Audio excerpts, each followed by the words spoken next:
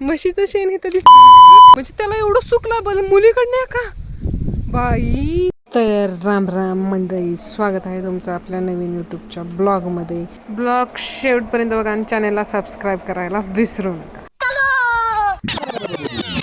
म्हणजे मेंदूची एक लेवल असती मला म्हणायचं की आता हा दिसतोय ना तुम्हाला, ह्याला डोंगर आहे, लहान पोरग ती सांगेल की हा बाबा आपण डोंगरावर जाणार आहे, आणि ही मला विचारते कुठं मंदिर आहे, डोंगरावरच मंदिर आहे का?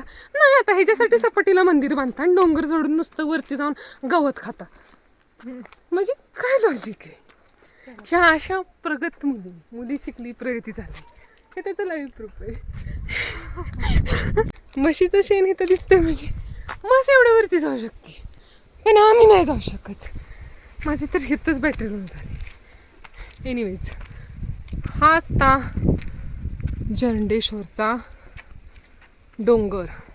असं म्हणतात की पुढे चालत असताना मागं वळून बघू नये, पण मी सडनली मागं वळून बघता मला असं समजलं आहे काय व्ह्यू आहे ही. बघा नसतास पाऊस पडेल का, ऊन पडले का, सपाट आहे का, नाही बाहेर जायचंय, नाही. नवरा किती लकी असेल नाही जा, मी आत्तापासूनच जेलच होती. म्हणजे त्याला एवढं सुख लाभल मुलीकडनं का बाई. एनिवेज तुम्ही बघा, एवढ्यावर तरी आम्ही आलेलो आहोत, अजून एवढ्यावर जायचं आहे. फक्त एवढ्यावर जाता मी वर जाऊ ना एवढीच अपेक्षा आहे की हनुमानाला खालनंच भेटायचे, प्रत्यक्षात प्रकट नको बस. अजून लई दुनिया बघायची या. चल, हा रोड आणि त्या पायऱ्या, सुमारे 2.5-3 मीटर लांबी असणाऱ्या वाघाचे वजन. अरे काय राव, वाघाची माहिती देतात. मला वाटलं हाय इकडं गेलो असतो भेटायला, पण नको, आपण पायऱ्यांनी जाऊ. तसं सपाटीचा रस्ता बरोबर आहे, पण ह्या मेंदूत गुडघ्यात मेंदू असणाऱ्या मुलीचं असं म्हणणं आहे की आपण पायऱ्यांनी जाऊया. तर ठीक आहे. नाही, तसे 2 रस्ते जातात, एक इकडे जातोय आणि एक इकडे जातोय, पण आम्ही इकडे जाणार.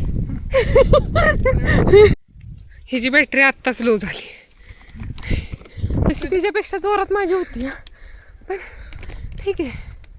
म्हणजे मला असं वाटतं की बघा कसलं दमलंय.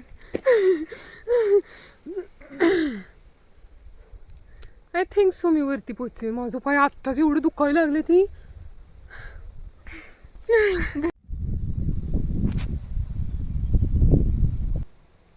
ते पवनचक्क्या जवळ बघितलंस का नाही तू कधी? चढ झोप आली.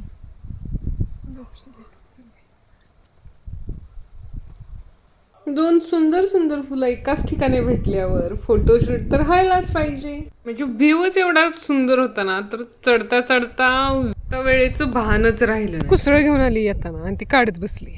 म्हणजे चढता चढता मी थांबत होते का थांबता थांबता मी चढत होते ह्याचा अंदाज मला सोडून हिला पण लागला नव्हता. अरे कहना क्या चाहते हो? तू मेरे से प्यार करती है या नहीं करती, ये बता दे तू बस. नहीं, मैं तेरे से लास्ट बार पूछ रहा हूँ, तेरा मेरे से प्यार है या नहीं है? बिंग असलेली संस्कारी मुलगी. बस मला असं वाटतं की इथनंच कायमचा विश्राम घ्यावा.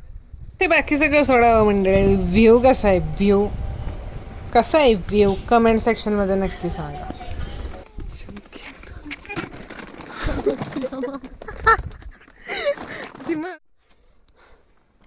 आणिच म्हणणं आहे की बास करावं.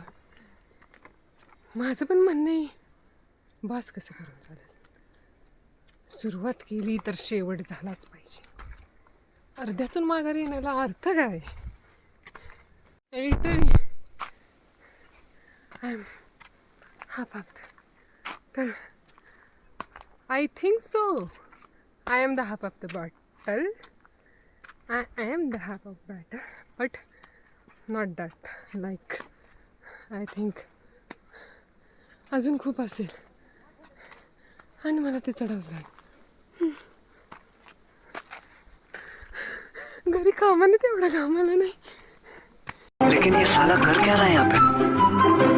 जॉब करायची पद्धत थोडी कॅज्युअल आहे, पण घ्या समजून मंडळी.